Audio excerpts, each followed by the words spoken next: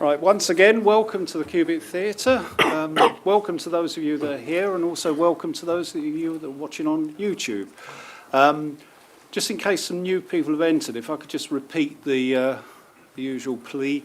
If you've got mobile phones, if you could please put them on silent or turn them up, that would be turn them off actually, would be much appreciated. Turn them off. You can turn them up as well if you want, but turn them off would be better. And there is no fire drill scheduled for this time of the evening, so if for some reason the fire alarm does go off, the fire exits are behind me and there, and just frankly follow everybody else out of the room. It gives me great pleasure this evening to be able to introduce Jon Willis. Just to explain, his career as an engineer, he commenced his career as an engineer with London Underground. After attaining an MSc in Transport Planning, he worked for the GLC and on its demise for London Transport and its successor, Transport for London. As head of strategy and planning, he was responsible for the planning and evaluation of Croydon Tramlink, 4 Docklands Light Railway projects, the Jubilee line extension, and as head of planning for the Crossrail Elizabeth line. He's now retired and lives in Berkshire, and I'm sure he's going to give us a really interesting and stunning talk. Thank you, Jim.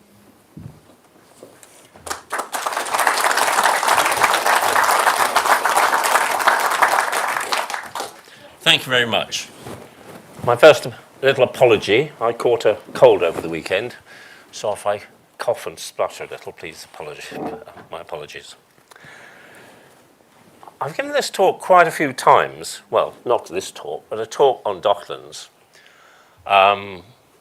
since I retired, probably a dozen or more, generally to an audience of a local history group, a U3A group, or sometimes, I have to admit, to the Women's Institute. Most of the people I give that talk to rarely come to London. Well, they do come to London, but not very often. And most of them have never been to Docklands. But quite a few of them do come by public transport, which is good. You are a different audience. You know something about London and London transport. Most of you have probably been to Docklands. And almost certainly, there are 1 or 2 in the audience, if not more, who know more about some of these subjects than I do.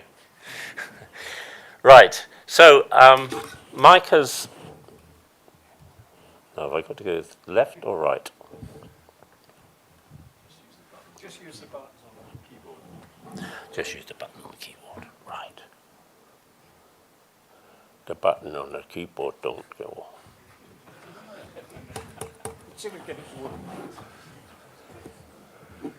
Which button? Should be. It's not working. Come on, one of the guys who used it earlier. David? There's a tech man. Right, so you take my notes off it. I need to get that off it. Just right. push that one.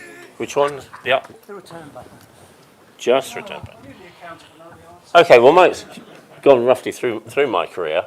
I started, as said, in London Underground, the signal department. In fact, my first job was helping to get the clocks working on the Victoria line. I didn't stay in the signal department too long. I then moved to an office called the Systems Office, which was looking at quite new things, and one of the things was doing radio location of buses. And we did that on the wonderful Route 11, which is sadly, I think, is going to be dispensed with. But, of course, that system, which we did get going, has been totally surpassed by GPS, which is now used, of course, on buses. I then moved to the GLC as the transport planner, and this is the first incarnation of one Ken Livingstone, who was in charge of it then.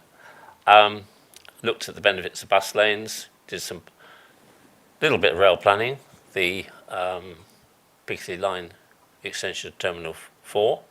And in fact, it was it was a graduate working with me who just thought, why don't we do a loop to Terminal 4? And I took it back to LT, and they said, that's a good idea. So these things happen. And then I started work on Docklands. And my boss then said, we need somebody to just go and have a look at this area, see what we can possibly do with it. A year before the GLC folded up, I transferred to London Transport.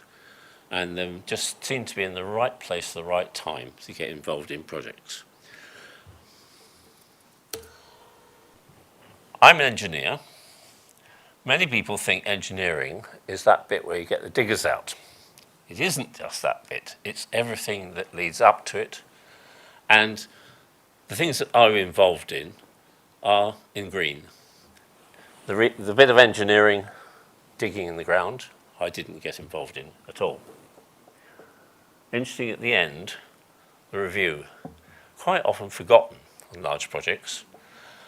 We managed to do a bit on the Jubilee line, but only about 2 years after it was opened. I'm very pleased I hear they are going to do some on the Elizabeth line. But it needs to be done 2 years and then perhaps 10 years later to see really what's happening. So this is the area, and when I show this to certain groups, I usually start it upside down so they know where we are. I'm sure most of you don't know what they're thinking about, that is. Right. And Docklands, of course, the enclosed docks, started really at the beginning of the 19th century. There have been a lot of shipping in London, of course, shipping, all by sailing ships in the Pool of London. But by that time, the Pool of London was coming overcrowded, and government set up studies to say, where should we develop some enclosed docks? So the docks really started, the first one was the West India dock, and the government has tremendous pressure from these organisations, the West India Company, the East India Company, and they both got permission to pool their docks, and they got a monopoly on trade for 25 years. So progressively the docks were established during that, up to the middle of that century, and the later ones then were the Royals, and the last one was actually built in 1919, partly as a job creation scheme after the war. This is my favourite dock, the West India. I mean, it was a marvellous piece of engineering. The ships could come in off the Thames, and this was the import docks, and then they would unload their goods. And then the great thing was then they would move either that way or that way into the export dock. Very, very efficient process. This dock at the bottom originally was a canal. The city corporation who ran the Pool of London didn't like this development, so they thought, what we will do, we'll build a canal across here, and this will save the ships having to go all the way around the Isle of Dogs, which of course is they're sailing ships, so it's pretty tricky navigation. But it was a white elephant. By the time they had to lock in and ships were pulled across by horses and lock out, it was hardly worthwhile. So it was really never used. And basically it was then transferred to the West India Dock Company as part of this. As you see on this image, we have a few railway lines. And of course, you all know about the first railway in Docklands, the second railway in London, and the first was the London and Greenwich. This was the London and Blackwall, and it was chiefly built to carry people to the steamers which used to run from Blackwall down to places like Southend and Margate, and it was very well used. You all know about where it's operated, cable hauled, just like the San Francisco cable cars, a man on board who pulled a lever and off it went.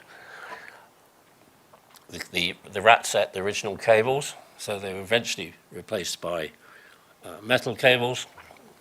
And then a few years later, steam was allowed.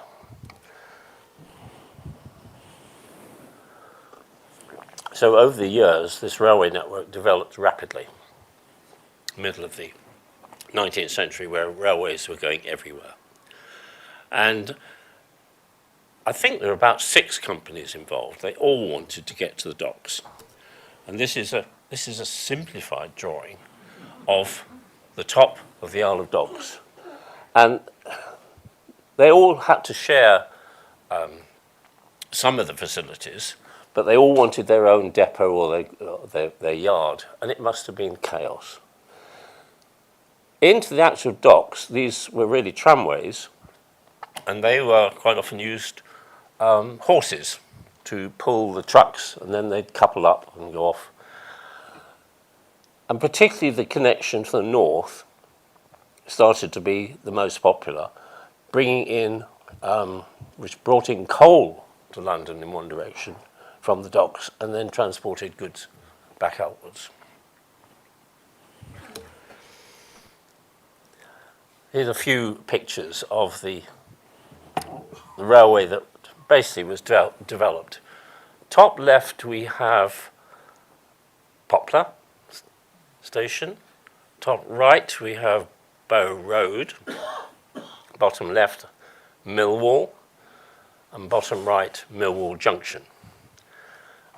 And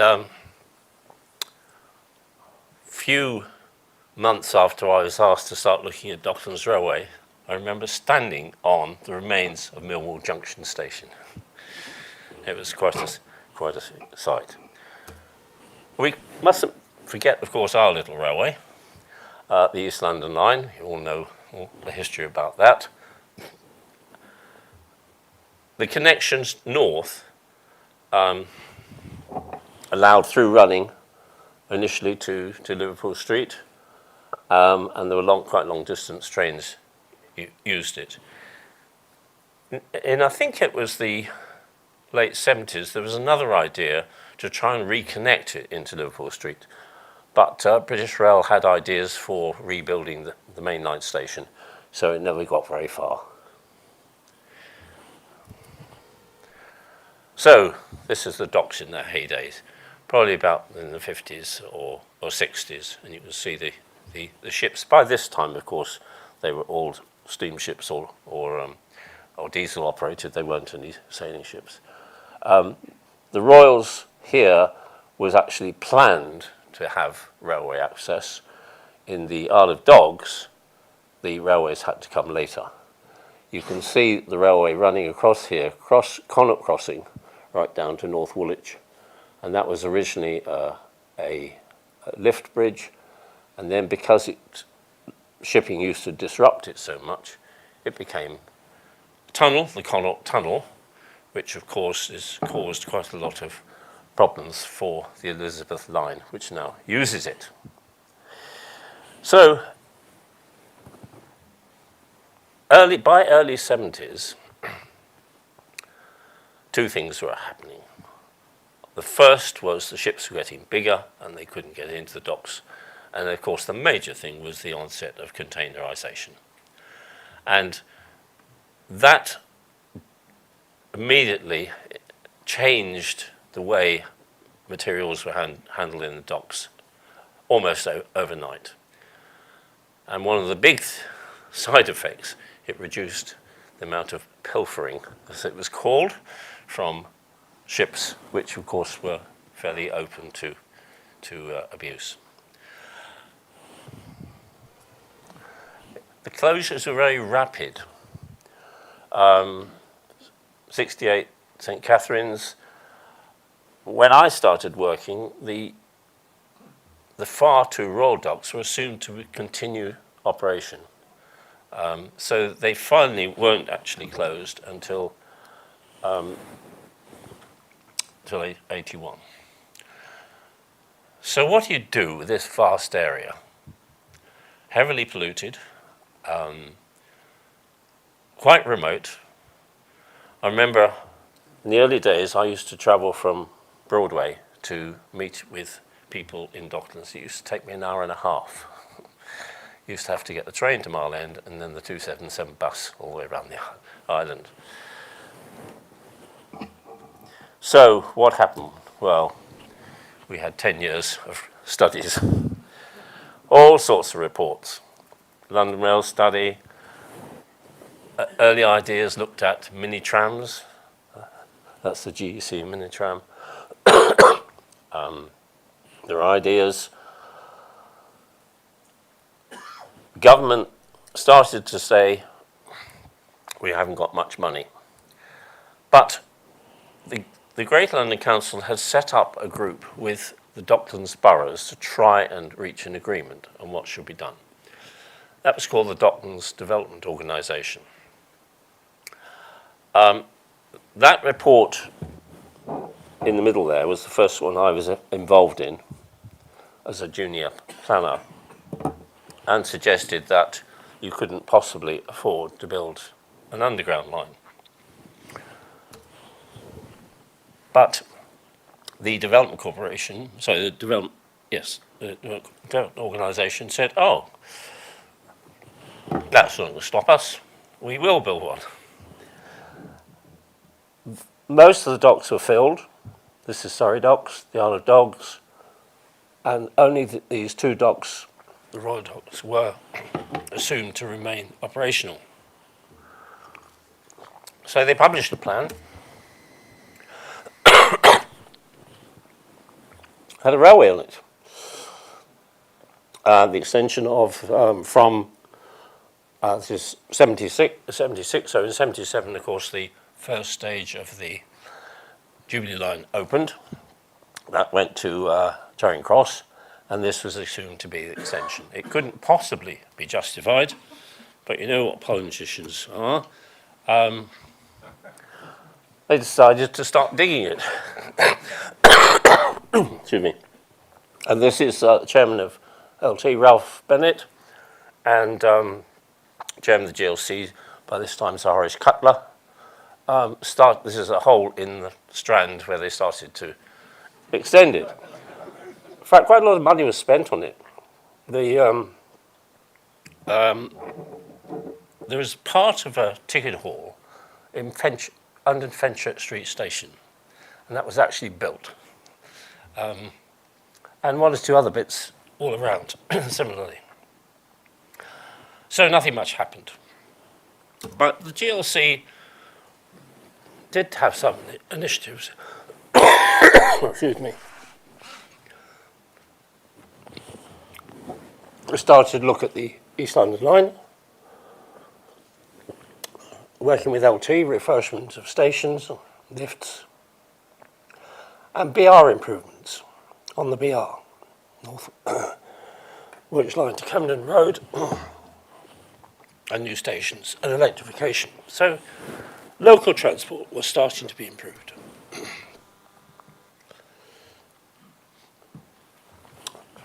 In 1979, we had a new government. And we had Margaret Thatcher, Michael Heseltine. So Heseltine set up the Docklands Development Corporation. It was a dramatic planning change. He took away the powers from the boroughs. Unfortunately, or fortunately, the GLC remained responsibility for transport and also responsibility for LT. So any transport improvements had to go through the GLC. So this was the area he set up, and within the middle he had what was called the enterprise zone, which had freedom from rates for 10 years and some very generous taxes. The LDCC said, we can't possibly afford a new tube line, we've got to look at alternatives.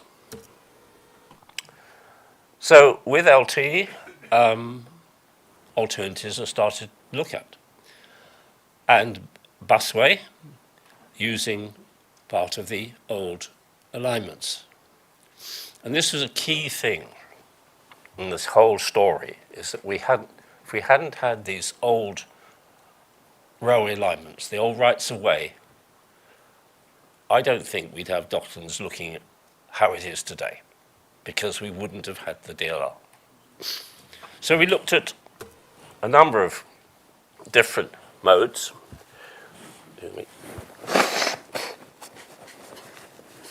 We looked at trams, or light rail. We also looked at automatic systems. Really, the only one running at that time was the SkyTrain system in Vancouver. That's the one on the right. So we looked at losing these rights away, and the blue ones are the original bits of the dock railways. We looked at the red ones were alternative routes.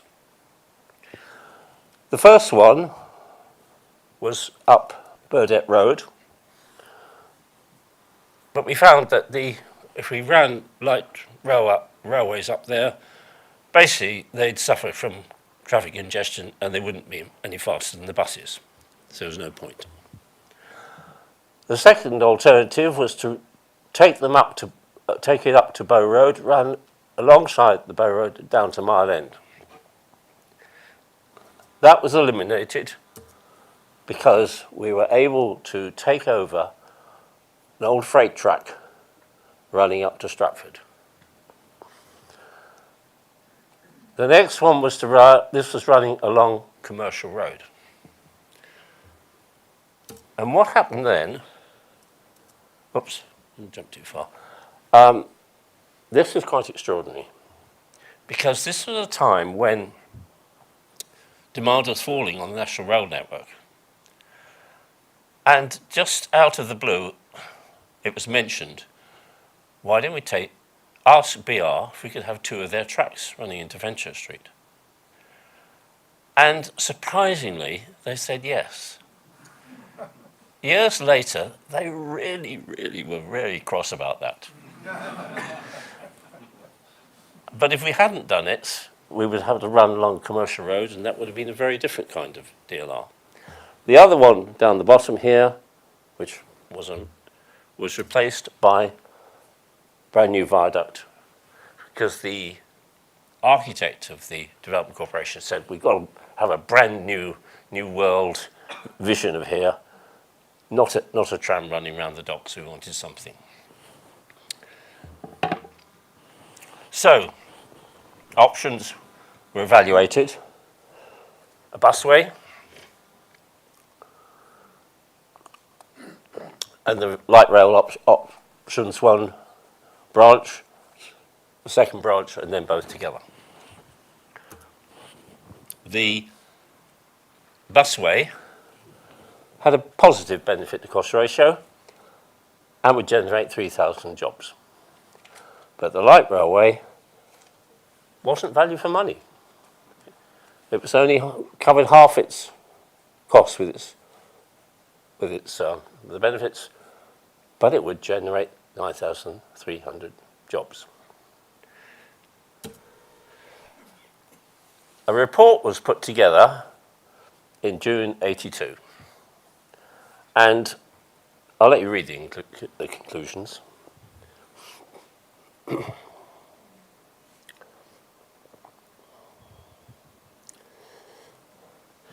This was put to government, sent to government, and there was a meeting. I didn't go to it, but my boss, David Bayliss, went to it, and with Michael Heseltine and David Howell, who was the transport. Michael Heseltine wanted to go ahead with it. David Howell said, no. And apparently, my boss said the Department of Transport officials were sort of almost hiding under the table. But Heseltine gave them a deadline. And many years later, I actually asked him, how did he persuade government to go ahead with it when the Department of Transport didn't want to do it? And this was his answer.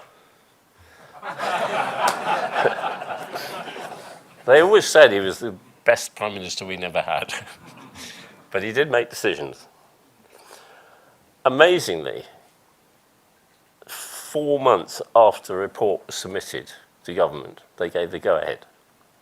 I wish those sort of things would happen these days. So we ended up with the 2 DLR routes. The one from the north was basically to bring people as workers into the Isle of Dogs, and the one to the city was as far as we could get into the city without spending a fortune. Once that decision was made, enormous amount of work had to be done, of course. And I think it was almost starting from scratch, because I think nobody really thought it was going to happen. And I found myself getting involved in most of these things, which was fascinating. Doing a lot of public meetings. I used to get people coming along, and they didn't believe a word of what we were going to do. They just said, "Why did the bus not run last week?" So it was a very busy period. This is a lovely photograph.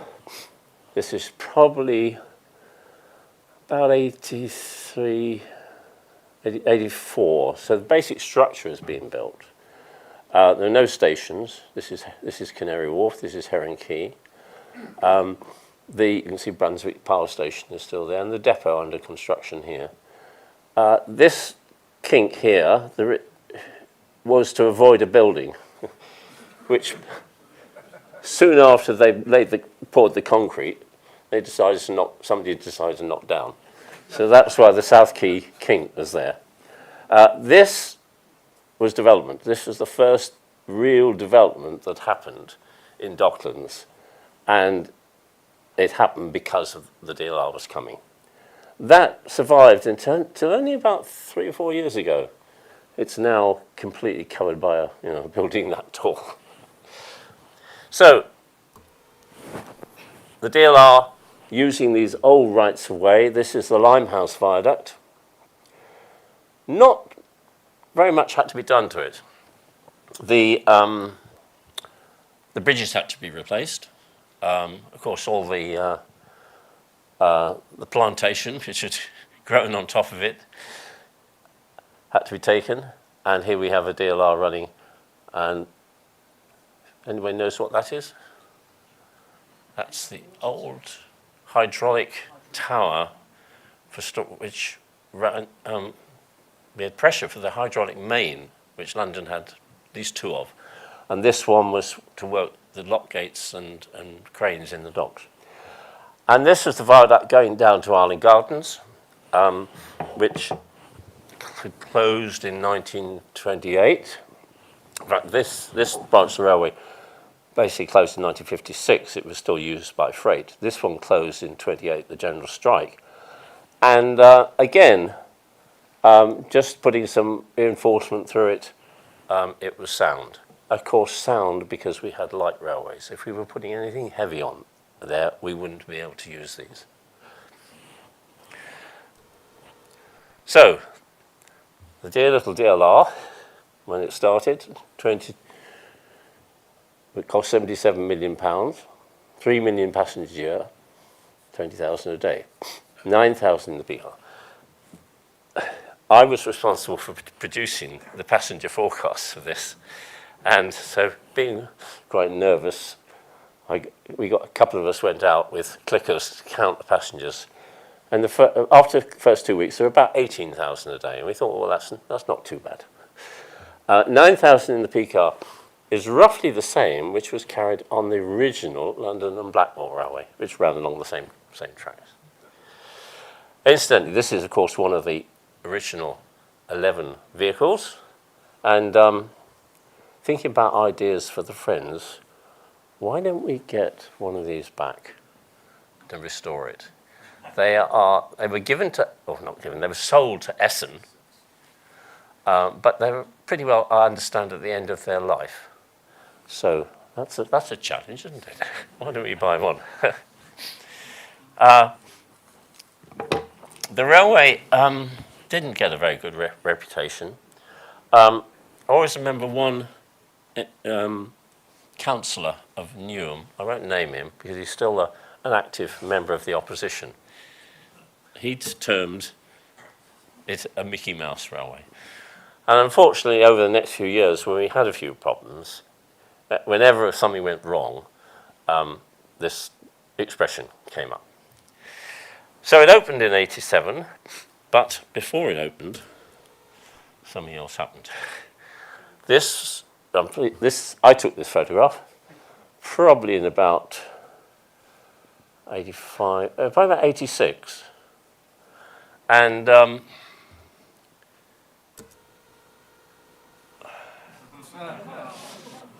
I would always remember this meeting. It was in Tony Ridley's office. Tony, who was then the MD of the Underground. And these Americans turned up and said, "We want to extend your railway, and because we want to build a development, a massive development." Our original forecasts were for 25,000 people to work in the Isle of Dogs. Suddenly, that doubled. But they were very keen to have an extension to Bank. Being Americans, they thought Bank is the centre of the finance world of London. They wanted to be connected to it. They wouldn't have come if it hadn't been for two things. One, the concessions that the government gave them in terms of the enterprise zone, and the second, that the DLR was under construction. Because I think if they looked at it without, they were looking at Paris, they were looking at Frankfurt, they were looking at Tokyo to put this development, and they wanted something rather different. So they paid for about half, I think, of the city extension, the DLR, which cost more than, of course, all the rest of the initial DLR, because it's in tunnel. The first idea was to put the station at Bank to the west of the existing station, and we had to go and talk to people around there, and we talked to the City of London, and they said, "Oh no, you're not going to do that." Sitting on top, they have this rather famous building, the Mansion House, which they said was built on a few layers of brick and foundations, and they couldn't imagine being tunnelling underneath it. We had to come up with something different. We still wanted to use the connection on the old line, which was from the Waterloo and City line, which I never know actually was ever connected to the central line. Perhaps somebody does know. But it was definitely used as an overrun tunnel from, you don't think it was? No, you're probably right. That was the only way that the station could be constructed, because there's no land around. So that was the main access for construction. So when we eventually did use it for a walkway, it had to be reinforced. So as you walk through it now, you will find a section is narrower. It's stronger, because the building is straight up above. Also in it, this lovely bit of the original Great Head Shield, which is then exposed. So we had a crisis meeting. What on earth do we do? Yours truly produced a diagram at this crisis meeting, and Tony Ridley looked at it and said, said to the engineer, "Go away and have a look at it." It isn't actually what was built, but in principle it was there, putting the DLR under the Northern Line. The Northern Line really didn't like it because they were just about, I think, to replace all the tiles on the roof, and because we were going to tunnel underneath, they said, "Oh, we've got to stop that because they'll all fall off." So that was the principle. What it didn't have is the connection through to the District and Circle line. Of course, today now we have a completely new station. I think it's brilliant. The way the Northern Line has been shifted over, it's given us the space to put much better escalators. We actually did build a cheap and cheerful station there. We only put 2 escalators in. We should have put 3 in, so you've got one that can be used in emergency. The other mistake was to only put a single track overrun tunnel. So the total railway is dependent on one set of points. That has now been resolved because with automatic trains you can run them down the wrong way if you have problems. So now we have this really quite beautiful station, and we have this travelator, as I call them, but of course we don't call that anymore. They're called moving walkways. And that reminds me of the French. The French call travelators, they call them tapis roulants, which is a rolling carpet. They also call their escalators escalier roulant, moving stairs.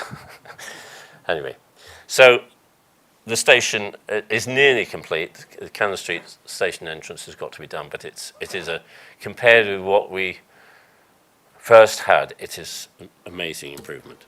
So basically, the DLR had to run around this massive redevelopment, which started at Canary Wharf. And I think most of you know the station at Canary Wharf was not opened, and the simple automatic system we had required trains to stop there. We had a huge opportunity to link the station in with development. In fact, we were given a weekend to come up with a station. I had to come. I came into work that weekend, and with Canary Wharf developers and others, we sat down with pencils and papers and actually designed this station. There's seldom you get the opportunity of integrating a station with development. But here you go down from the central platforms into the development, you go out the side platforms into the development. You couldn't get much better in those terms. But the DLR did have a few problems. It had a very crude signalling system. We had to have new trains because the old ones were not suitable for tunnel operation. The stations had to be extended to take 2-car trains. The signalling had to be changed, and the structure strengthened. And when you design something these days, it's designed for 120 years.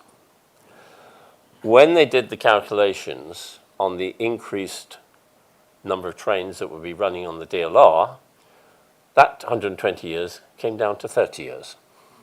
So what had to happen?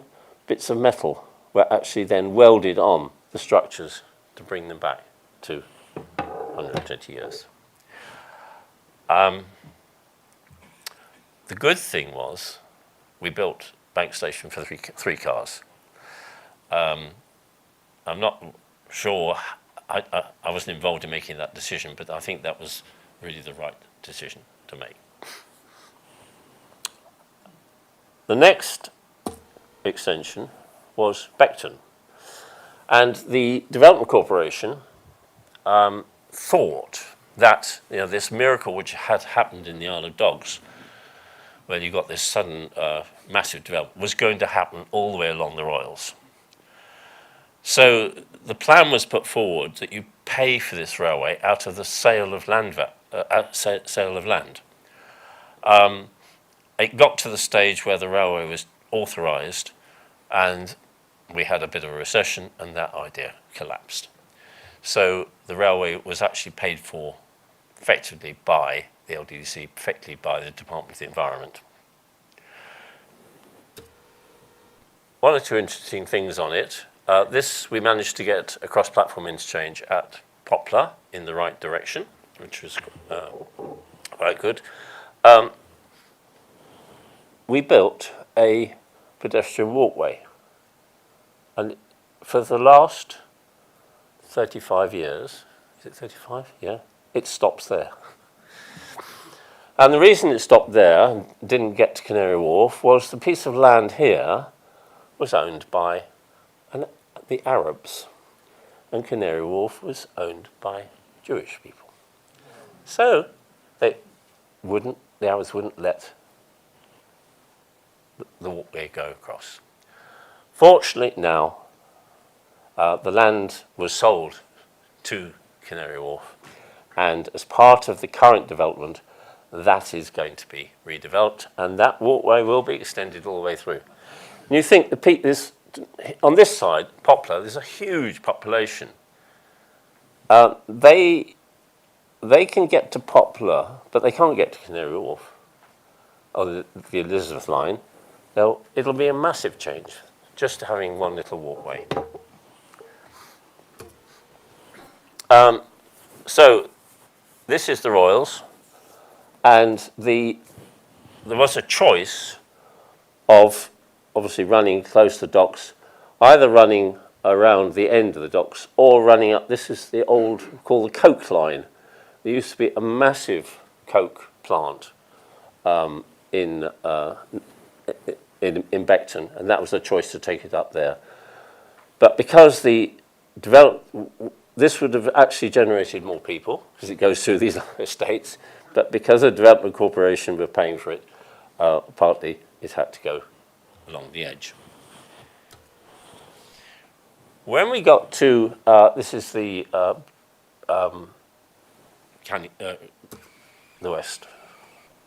western end, this is Excel. The Development Corporation wanted to get across the River Lee as rapidly as possible. In those days, all these projects went to Parliament through a parliamentary bill. And the London Borough of Newham petitioned against that bill because they wanted the railway to go north to Canning Town. It was difficult for us because we had to promote the bill, but the LDDC were paying for it. We actually preferred going via Canning Town, so we didn't argue very strongly against it. So the committee decided you'll go via Canning Town, and in those days it was cut and dried. If you wanted your railway to go ahead, you had to do what they said. Otherwise, they'd say, take the bill away. So we went via Canning Town, and of course that was a great advantage. We now have this fascinating interchange. Before Canning Town Station on the DLR was opened, the Jubilee line came along, so we had to demolish the part of the station that had been built, push it up in the air, put the Jubilee line under it, and of course originally it was the North London line alongside. Now we have obviously the Stratford International connection of the DLR. There are still some places where it looks like we've built a railway in the countryside. I think this is, I can't remember if this is Prince Regent or Albert. It's still waiting for development to happen around here. Hopefully, as we'll see in a bit, Crossrail will come along. We had one interesting exercise here. This was, the docks was down here. And it was very important. We wanted people to be able to walk through to these docks. The LDC wanted to build this road through, and we had to build the railway through. So the idea was to push the road up in the air, as you'll see here, put the railway in a dip, and then put the pedestrian route through the middle, which also provided disabled access to the railway. I think it was a brilliant solution.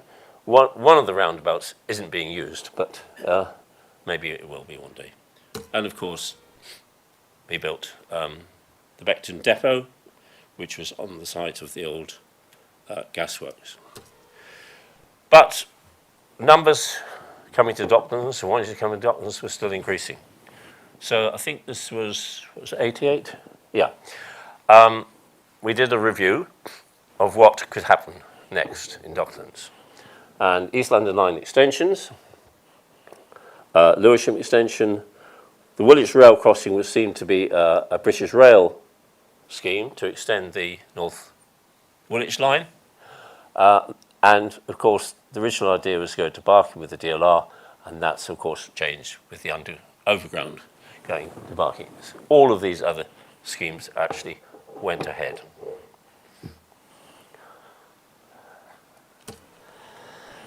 Lewisham extension. This is my least favourite station. The design is a bit of a monster, I think. But as soon as Lewisham started, we went in cut and cover underneath to Island Garden Station, which of course used to be up there. So this lovely old viaduct, it was a railway until 1926, and it closed. The DLR opened it in 87, and then I think 11 years later, it's gone back to being a lovely historic structure. Lewisham was quite a complicated project because it didn't run on old railway lines. It had to be planned from the start. First of all, we came under the river, and originally we were going to have an underground station at Greenwich. But then, where would we go from there? We'd have to stay underground a lot further, be very expensive. So one of our engineers came up with this brilliant idea of bringing the DR up steeply underneath the BR line and provided a station really at the end of the Greenwich platform. Then had to run, the only sort of alignment that was possible is this route, which is where the river, I'm trying to remember, is this Ravensbourne or is it the Deptford Creek? I think it's the Deptford Creek. And we had to run over the top of it, and when it runs over the, I think it's the A20, it provided a station. So you get this quite dramatic bit of the railway winding its way across the creek. Another little interesting thing, this is the Ravensbourne, used to run in a concrete channel. And the only other place we could put the DLR would have been in this park. So somebody came up with a great idea. Why don't we move the river into the park and put the DLR in the channel? And that's how it works now. We also started to think about not just the DLR, but how we could improve access by buses. And this is obviously at Lewisham. The other extensions were really planned by DLR. DLR had grown up by this stage, and under Ian Brown, who was their director, pushed forward the city airport extension, and then the Woolwich extension, and then the Stratford International. I'll just show this picture. I love this bit of concrete. This is a pontoon dock. So much more elegant than the initial concrete in the Isle of Dogs. So, and this is the Stratford International Centre. So I'm not going to go into those at all in detail. So this was happening every time something was opened, the number of people using. When we started off with 3 million, somewhere down there, it went up to 120 million pre-COVID. I think it's about 90 plus % now, maybe even more. And of course, we're looking ahead to the new trains, which are now being built, and they will have, rather than 3 cars, they're set to be 1 articulated car, which will, I think, keep DLR going for many years. But numbers kept rising. It wasn't going to be 50,000 jobs in the Isle of Dogs. It was going to be near 100,000. And this is not the way to plan an area. You really need to know where you're going before you start. But that's not the way this worked. So what next? Well, there was a real political choice. We had serious congestion on the underground, and we had these 2 projects. Crossrail would relieve congestion more than the Jubilee line and was better value for money.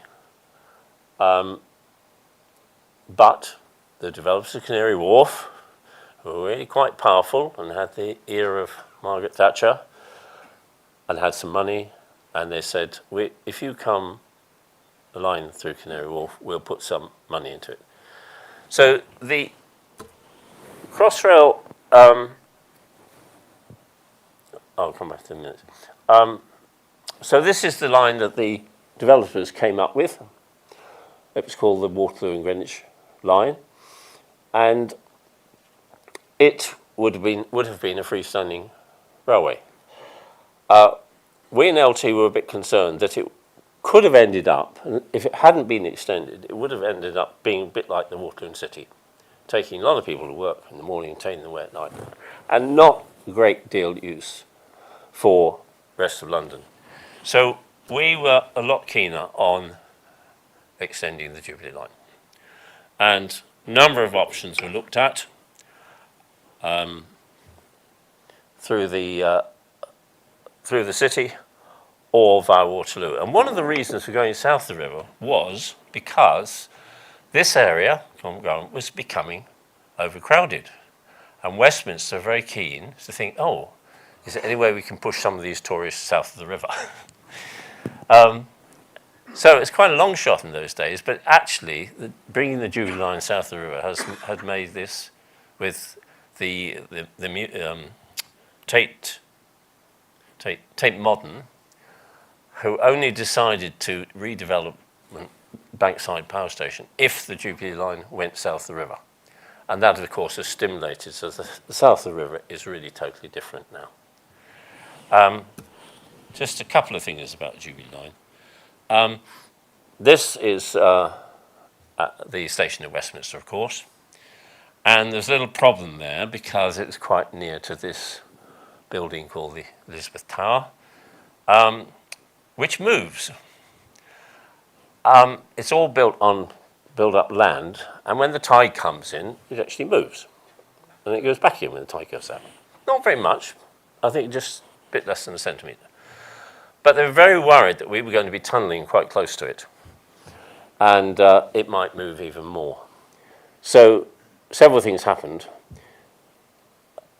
It just happened that the MPs wanted to build accommodation. Actually, the first idea was to dig up Parliament Square and put it in there.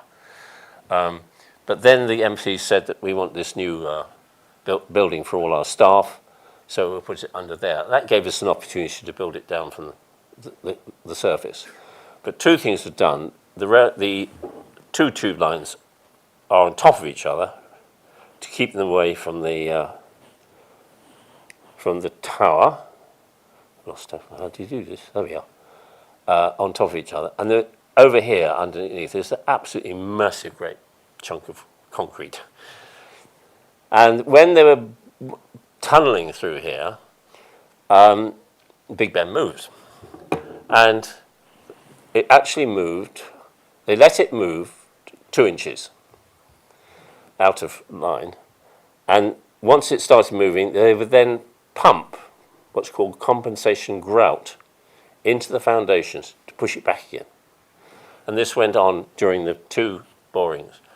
And the guy who solved that is a chap called Jon Willis, and he is probably the world's expert on soil moving under tunnelling. And he went on to solve a little problem in Pisa called the Leaning Tower. And he was the one who made that stable. So we ended up with Westminster Station, which I think is fabulous. I think it's a powerhouse of these huge columns. I think they were some of the biggest columns ever built to support the new building up above. Massive great things. And of course we had to, lower the district line while it was operational to accommodate the Portcullis house on top. 2 stations, Southwark and Bermondsey, had to have a separate justification. The government wanted us to really have a look at it. This one is Southwark. And the engineers had an amazing job. This is the old brick viaduct, of the main lines going into Waterloo. They had to bore down through those without disturbing the railway on top. That was an amazing piece of engineering. This station wasn't justified until we put in the link to Waterloo East. So it was actually became an interchange. I've always been annoyed about this station, or about the architects, because you come out of the station, you come up to the ticket hall, and then you have to go up steps to the surface. Why didn't we take the escalators right up the top and have a surface station? Because we're going to build on it. Fortunately now, 25 years later, I think London Transport TfL is actually going to build on top of it at last. Canada Water, again, is brilliant interchange. The way we've been able to get that just underneath, very, very close interchange. Think about some of the interchanges on the Elizabeth line, which are a little bit longer. At Canary Wharf, where do we put the Jubilee line? Well, ideally, we would put it right through the middle, under the tower. But they'd already laid the foundations for the tower, and we couldn't. So it had to go in South Quay. Is that right? Yes, north. Hang on. Yeah, that's Canary Wharf. This is Heron Quay. So it had to go in there. Of course, it has to be incredibly deep because we have to get under the river on either side. So fabulous escalators down to ticket hall level, and then one more down to the bottom. Many of you probably don't know. Underneath that, there's this massive flight of stairs, which is the emergency exit. It's as wide as that, and it just goes up. It comes out at the further away than the JLE entrance. Of course, first time we put in platform edge doors. Huge debate about that. Was it worth it? Partly, it might stop people committing suicide, but then they just move somewhere else. But they did find out that they could modify the air conditioning system, or the tunnel ventilation system, and made it cheaper by doing it. And of course, nowadays, I don't think we build a new line without putting platform edge doors. So the line ran, to the dome. Everybody thinks we went there because of the dome. We didn't. We'd already decided to go there. And the dome came on after. I was very pleased that we managed to incorporate into the project bus stations. We built one at Stratford, we built one at Canning Town, we built one at North Greenwich. And I can remember, I'm afraid, sorry to say, some meetings where the underground people said, that's nothing to do with us, And in fact, at one stage, there was a meeting of North Greenwich Station, and I asked, well, what happens outside the station? And everybody looked blank. In fact, it would have just been the mud. But fortunately, we were able to persuade the powers that be to bring that into the project. I often wonder, should we have built it to the small bore underground tube? Obviously, we extended the original Jubilee line. That's what we had to do. But when you think, you look at our modern trains, on the subsurface, and you look at the Crossrail trains, and you look back at these little cramped things that we still have. I always think, should we? Anyway, can't go back. 2000, we had another big political change. We had a new government, and we had a new mayor. And the mayor we had a new strategic authority, which wanted to look ahead. And they came up saying that London is going to grow even more. And from it, I think we're currently at just about 9 million, which is just somewhere around here. There's 9 million. Yeah, we just started there. Which was it going to go to? The current thinking is still a couple of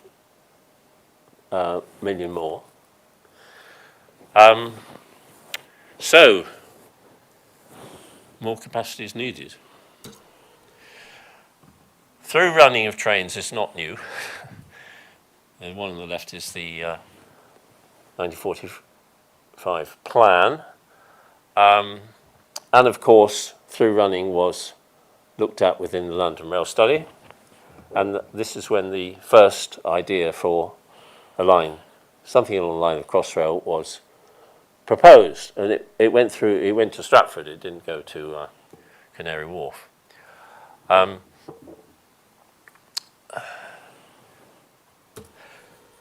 It was in the 70s, it was actually put forward to Parliament. They threw it out. Partly, I think, financial, partly because they had other priorities, certainly the Channel Tunnel. And particularly some boroughs argued that there was no strategic planning authority which could actually do it properly. The GLC was going to be folded up. Who was going to look at this? But mostly importantly, the route through central London was safeguarded. And in 2000, the new mayor decided that we should look at something new. So this is when I got involved in it, and these are all the routes that we looked at. Even going down to Southend, going up to Chelmsford, going up to Aylesbury and Watford, and down to Ebbsfleet and Reading. Took best part of it 2 years to actually come up with what we thought was the best. And this was the recommended route we put to government in the end of 2002. And as you see, it's not quite what we built. It goes to Ebbsfleet and also has this little branch going up to Watford. That's when I decided to retire. But a lot more, we proved it was worthwhile. Very importantly, it would support this huge growth. It would provide the Heathrow-Canary Wharf link, and they might be able to put a bit of money in it, and it had a positive benefit-cost ratio. Lots of changes then happened after I'd left. The debate about Reading or Maidenhead, Whitechapel Station was then included, Ebbsfleet branch, back to Abbeywood and Woolwich Station. All those things were taken before it was actually submitted to Parliament. And my ex-colleague, Keith Berriman, who took this project, it took about 5 years to get through Parliament. Masses of objections, mainly from landowners who wanted compensation because they thought it might be noisy for their building, all sorts of things. But it did actually get through. In Docklands, we have these basically 3 stations. Whitechapel, which originally wasn't on the original plan, but again, pressure from the boroughs found that was built, and of course that is a brilliant interchange now with the overground. Canary Wharf. It was decided to let Canary Wharf build the structure of the station, which they did, and they came up with this design. Of course, they were all into retail and bars and everything, so they built this 7-storey station. If you've never been to the top, you should go. There's this beautiful garden which they built on the top. And then, of course, Custom House, a very constrained site with the DLR running alongside and the roads. But it is hoped that this will actually really stimulate the Royals and really will start some key development. Along this little bit, the Elizabeth line does use a little bit of the old Docks Railway. the old North Welsh line. And then, of course, after the station, descends into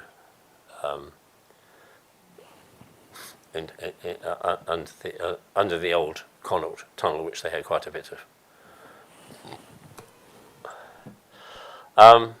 Just going back to the DLR, this is Pudding Mill Lane Station, which was built on the DLR. Again, it was a decision by the committee to include it. We didn't think it was value for money. Very few developments have happened around it. Very few people used it. And now it's had to be very expensively moved to allow the Crossrail tunnel entrance. One day, it might be well used. I took these photographs in Reading Station, probably about, could be 4 years ago. Those of you who know these things will realise that the picture on the left is not an Elizabeth line train. Now, I gave my copy of my book to Howard Smith, of course, he's the operation director, and he said, I don't recognise that. He said, where does that come from? It must have been some sort of prototype, but it was actually at Reading Station, and it did actually say the Elizabeth line on the side of it. Of course, that was then taken off and it became TfL Rail for several years. So that's an interesting one. Where is that train? Does it exist? Right. We all enjoy taking pictures of Crossrail, so here are a few of mine.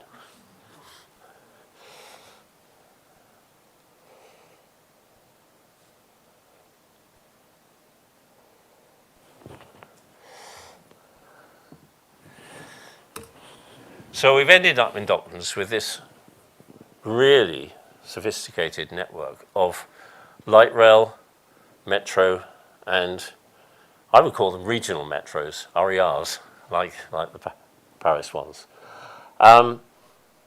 Would we have, if we knew what we're planning, knew what's going to happen now, would we have built all three? Good question. But certainly, we wouldn't have had Jubilee line, we wouldn't have had Crossrail without that little DLR for its 77 million, and you think of the cost of what these other ones have provided. And of course we have the overground as well. I think it has given this area the finest collection of public transport services in any area in any city, really, certainly in Europe. And it will cope with any future development that ever comes to Docklands. Thank you.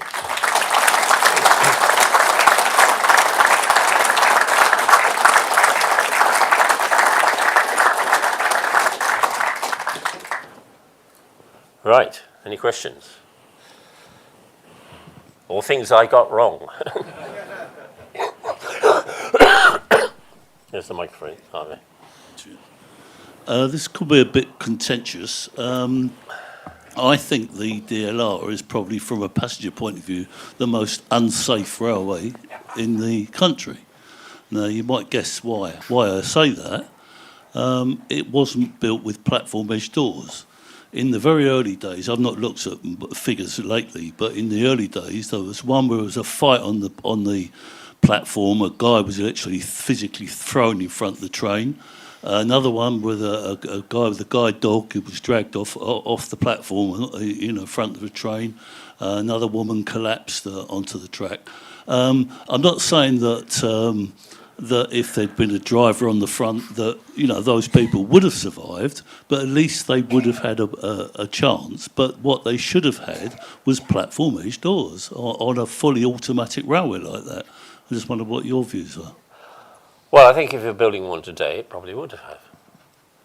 If we'd had to put platform edge doors, it wouldn't have been built. It just wasn't affordable. Cost, wasn't it? I mean, it was a bit initially. There was a debate about whether we should put lifts. That we were going to have stairs up to every platform. It was extraordinarily cost cutting in the early days. The only place we managed to put escalators was at Tower Gateway. It's a debate.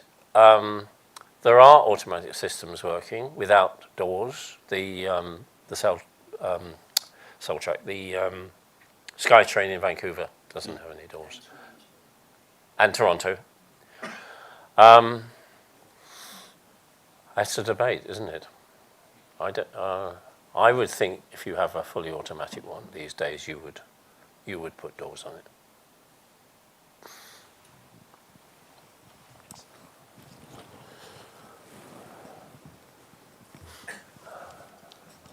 Very interesting talk. Would you like to see all trains driverless, so they can run without strikes? And are there any more plans to extend the DLR, and would you like it extended? I'll answer the second one first. There are plans to still extend the DLR, and I think the new government has said a number of projects which are still on the table, and that includes Crossrail 2 and the DLR extension to Thamesmead from Barking. They're also, those I think are, they're not dead. There have been many other ideas at the other end, going from Bank to Liverpool Street or Bank to Euston, or I don't think with Elizabeth Line working now, I don't think those will come to anything. Driverless trains is going to be the norm. Not immediately, but when you see what Paris is doing, Paris, which of course started off with line 14, completely automatic, and they claim they can get to any broken down train within 5 minutes. And they use it because, you know, if there's going to be a football thing at La Défense or something, they just slot in a few more trains. They are also now converting their existing lines to fully automatic. And that's a significant step, because some of their lines are as complicated and as old as ours are, pretty well. But I would think 30, 40 years, we're going to see automation pretty well everywhere on the railways.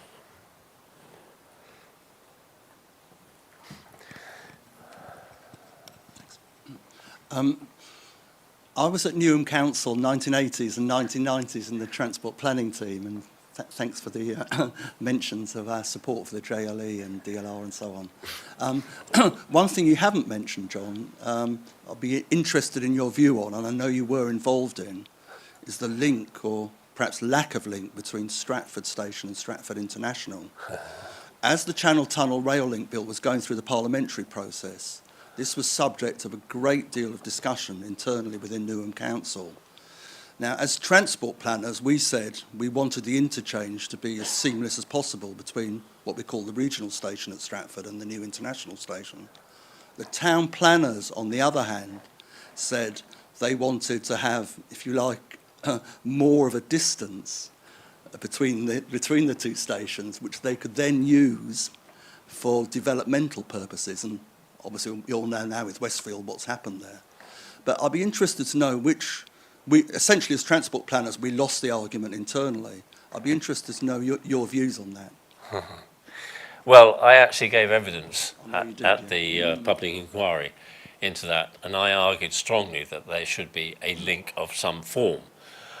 I was looking at some places where I'm trying to think where it is, one of our airports in the country, where you have quite extensive travellators, or moving walkways, if you call them that, which go through a development, and they have gaps in them. So basically, they are the link, but they also provide access in the development. And that's what I thought should have happened.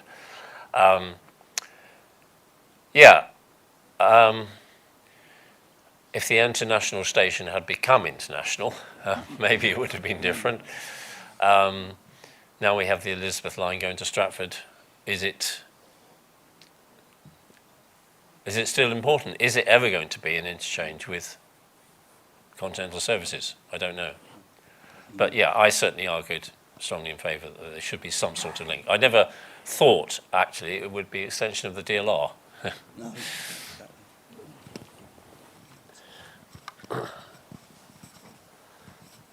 Thanks for a fascinating talk. I was particularly interested in your comments at the early development of DLR about British Rail being quite willing to give up 2 tracks from what was then Stepney East, now Limehouse, to Cannon Street Junction, which they put in.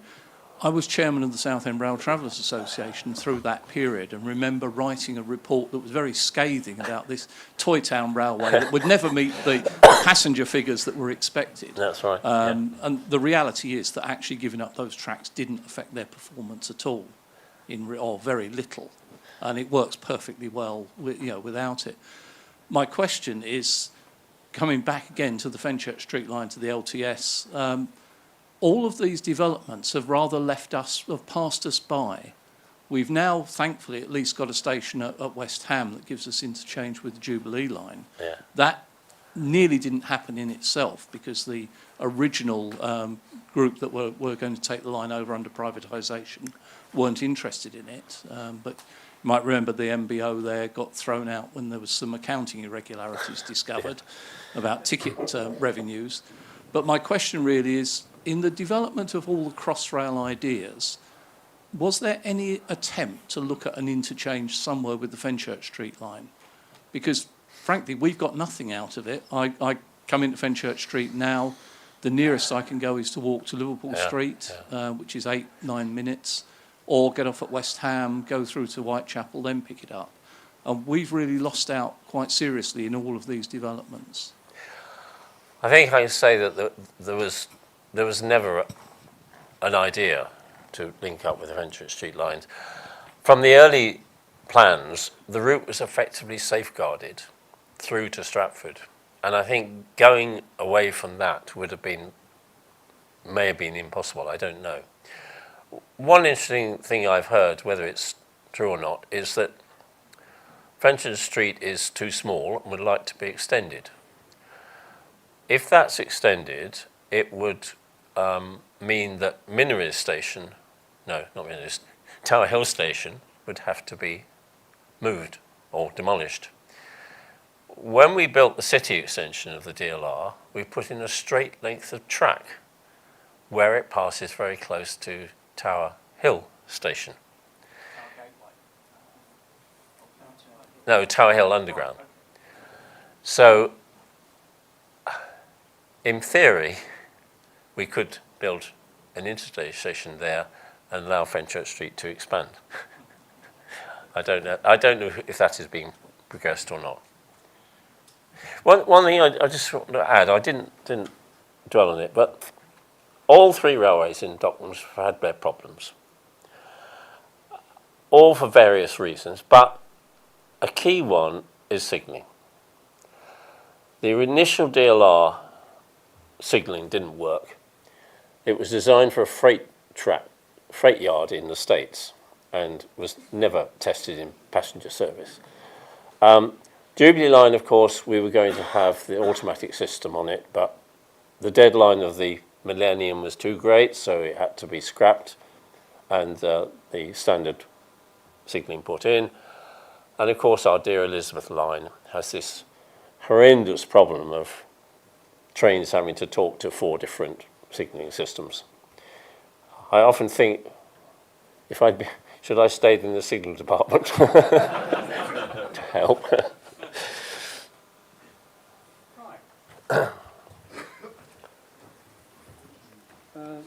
Thank you, John. I certainly found it fascinating, like a kind of snapshot of my life, because my father was involved in shipping in the Docklands immediately after the war. I thought of moving to the Docklands area in 1980 something when it was first being developed, and I spent many happy years commuting through Bank. I often wondered what that thing was. Ah, and you now explained it. All right, yeah. So fascinating. So I'm sure all of us would like to have another round of applause. So thank you.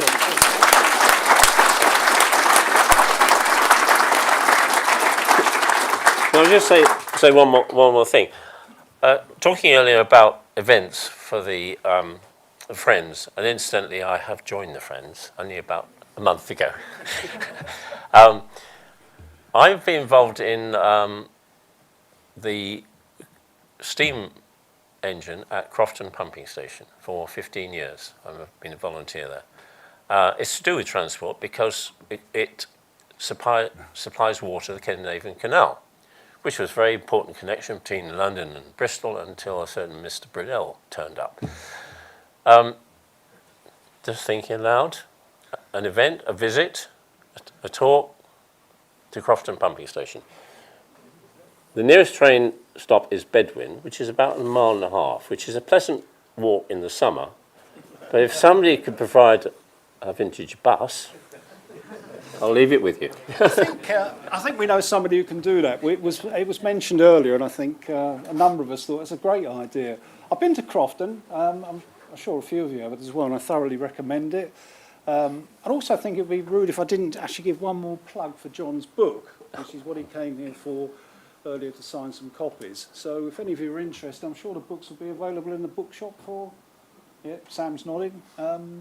When the bookshop opens again, I hasten to add. But thanks very much, John, and thanks very much for all of you coming. And it's been a fascinating evening. And thanks for you on YouTube that have watched it as well. I hope you found it a very interesting experience. But I hope the combination of the annual members meeting, for those of you who attended it and then segued into this, proved to be a very useful way of spending a few hours of your afternoon. And have a safe journey home. Thank you.